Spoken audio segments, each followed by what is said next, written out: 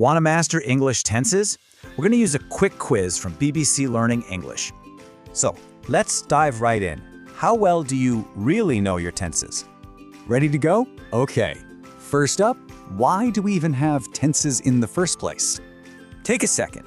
What's the main job a tense does in a sentence? And that's it. Tense is all about pinning an action down in time. Yep, it all comes down to time. Let's see how it works in the present. This one can be tricky. Which sentence here feels the most, well, simple? Did you get it? The answer's C.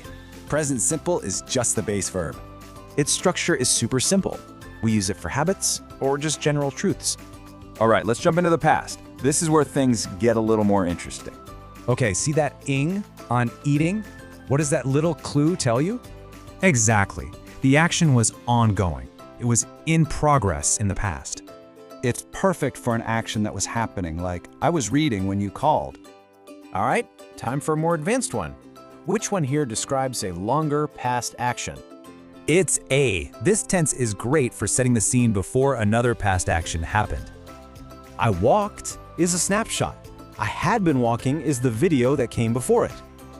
Okay, enough about the past. Let's jump ahead into the future. See that ing form again? That's your hint. Which one shows an action in progress? You got it, it's B. It paints a picture, like, this time tomorrow, I will be running.